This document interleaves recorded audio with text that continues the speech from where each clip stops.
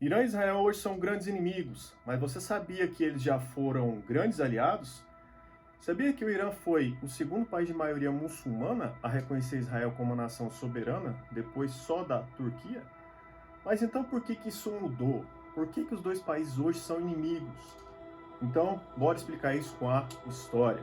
Olá, senhoras e senhores, bem-vindos ao canal Explicando com a História, onde a gente explica assuntos da atualidade com a história. O assunto de hoje é quando surgiu a inimizade entre Israel e Irã. Mas antes de começar, aproveita, já se inscreve, deixa o like, isso ajuda muito, pessoal, canais novos igual esse aqui. Então vamos lá. A relação entre judeus e iranianos é muito antiga. A comunidade judaica, chamada de Mizraim, do Irã atual, que era tradicionalmente referido como Pérsia, tem suas origens no século VI a.C. Sob o Islã, durante a Idade Média, os judeus, assim como os cristãos, sempre foram reconhecidos como os povos do livro no Irã.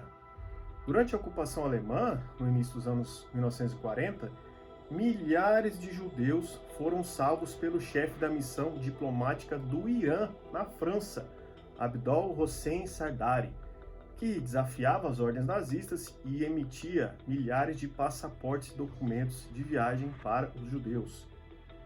O Irã, como eu já disse, foi o segundo país de maioria muçulmana a reconhecer Israel como uma nação soberana, depois apenas da Turquia, e era visto por Israel como um aliado natural, já que era uma potência não árabe no extremo do mundo árabe.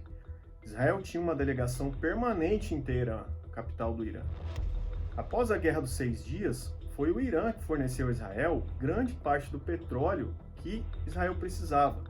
E o petróleo iraniano era enviado para a Europa através de um oleoduto que foi construído pelas duas nações. Era o oleoduto israelo-iraniano de Eliat Ascalon. O comércio ativo entre os dois países continuou até 1979, e as empresas de construção e os engenheiros israelenses eram ativos no Irã. Até aqui, tudo são flores, mas isso começou a mudar. Mudar quando? Durante a campanha do Ayatollah Khomeini para derrubar o Shah Mohammad Reza Pahlavi. E aqui a gente tem que entender como que o Pahlavi se manteve no poder por mais de 20 anos e por que ele saiu do poder em 1979. Vamos lá. Na década de 1950, o Shah, que é o termo usado para descrever o rei lá no Irã, Mohammad Reza Pahlavi, estava em conflito, estava em uma luta pelo poder com o primeiro-ministro do Irã, Mohammad Mossadegh. Esse Mossadegh liderou uma greve geral, exigindo que a companhia inglesa de petróleo, a Anglo-Iranian Oil Company, que operava no Irã, pagasse uma quantia maior dos royalties do petróleo para o Irã. O petróleo ali era controlado por essa companhia inglesa há décadas já.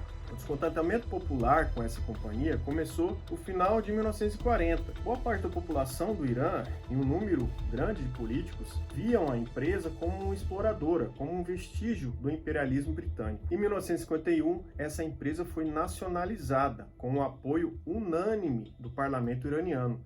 É um projeto de lei apresentado pelo primeiro-ministro Mossadegh, que liderou a facção parlamentar nacionalista. Isso levou o Reino Unido a incentivar um boicote internacional ao petróleo iraniano. Em 1953, a CIA e o MI6, que são as agências de inteligência americana e britânica, incentivaram uma série de protestos contra Mossadegh e ajudaram monarquistas iranianos a depor ele em um golpe militar que ficou conhecido como Operação Ajax. E esse golpe permitiu que o Shah Pahlavi estendesse ainda mais seu poder. Nas duas décadas seguintes, entre aí os anos 50 e 70, o Shah Pahlavi reinou como monarca absoluto, e a CIA treinava a polícia secreta iraniana, que era usada para prender os elementos desleais dentro do Estado. Pahlavi tinha uma postura abertamente ocidentalizante, e vinha implementando uma forma de governo laico, que separava os órgãos de governo da influência xiita. Isso tudo era visto com muita desconfiança pela população xiita iraniana. Por quê? Porque dentro do islamismo, os xiitas são uma vertente que acredita que o governo deve ser feito pelos religiosos, de acordo com o Alcorão. E também a população iraniana, que é orgulhosa de seu passado, é profundamente ressentida de interferências estrangeiras.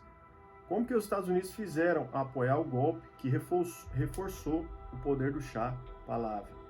Sem contar que nessa época, a maior parte da população iraniana passava por sérias dificuldades financeiras, já que o contexto era de crise econômica, enquanto o Shah tentava passar uma imagem de progresso e desenvolvimento para o Ocidente. Os protestos e greves eram severamente reprimidos e punidos pela polícia, que era treinada pela CIA. Isso só aumentava o descontentamento com o governo do Shah. Entre o final de 1978 e início de 1979, manifestações contra o Reza Pahlavi tomaram várias cidades do Irã. A população aclamava o clérigo xiita, o Ruhollah Khomeini, como um imã, quer dizer, como líder político e religioso dos iranianos. Khomeini tinha recebido na década de 50 o título de Ayatollah, ou seja, o mais alto conhecedor da lei islâmica, o mais importante cargo da hierarquia do clero xiita. Ele estava fora do Irã desde 1964, devido sua oposição ao governo de Pahlavi. Em 22 de outubro de 79, os Estados Unidos permitiram que o Shah, que tinha linfoma, entrasse no New York Hospital Cornell Medical Center para tratamento médico. E essa admissão do Shah nos Estados Unidos intensificou mais ainda o anti-americanismo dos revolucionários iranianos e gerou rumores de outro golpe apoiado pelos Estados Unidos. Khomeini, que havia sido exilado pelo Shah por 15 anos, aumentou a retórica contra o grande Satã, como ele chamou os Estados Unidos, falando de evidências de conspiração americana. E aí você tem uma série de problemas para Israel. Primeiro, porque Israel tinha relações muito próximas com os Estados Unidos, tão odiado pelo novo regime iraniano. Segundo, era um país que, apesar de ser de judeus, tinha um governo laico e ocidentalizante, totalmente oposto ao que os xiitas defendiam. Terceiro, era um rival na esfera geopolítica da região, já que o Irã queria aumentar a influência do islamismo xiita. Israel estava no caminho, defendendo um governo laico e ocidentalizante. Khomeini declarou Israel como inimigo do Islã, referindo-se ao país como o pequeno Satã, enquanto os Estados Unidos eram o grande Satã. Após a segunda fase da Revolução Iraniana de 79, quando estabeleceu a República Islâmica, o Irã cortou então todas as relações oficiais com Israel. As declarações oficiais e as instituições do Estado iraniano passaram a adotar uma posição francamente anti-sionista, referindo-se a Israel como uma entidade sionista e ao governo de Israel como regime sionista, ou regime ocupante de Jerusalém. Em dezembro de 2000, o Ayatollah Ali Khamenei referiu-se a Israel como um tumor cancerígeno que deveria ser removido.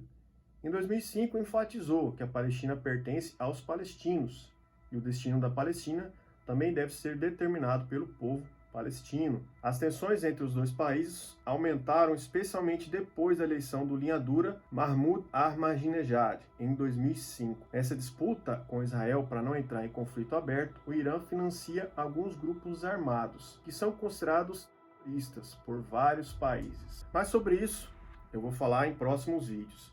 Então, para resumir, Irã e Israel tinham ótimas relações durante o governo dos Pahlavi, que aumentou seu poder devido à ajuda dos Estados Unidos e tinha uma postura laicizante e ocidentalizante, além de reprimir com violência os protestos contrários ao seu governo. Isso foi fortalecendo o sentimento anti-americano até que acontece a Revolução Islâmica, que coloca o Ayatollah Khomeini no poder. E a partir daí as relações com os Estados Unidos e Israel desandaram completamente, até chegar aos dias de hoje, com o Irã tendo uma postura completamente contrária à existência do Estado de Israel e financiando grupos armados que também são contrários à existência de Israel. Então é isso, senhoras e senhores, espero que tenham gostado. Se gostaram, já deixa o like, comenta, compartilha e principalmente se inscreve no canal. Valeu e até o próximo vídeo.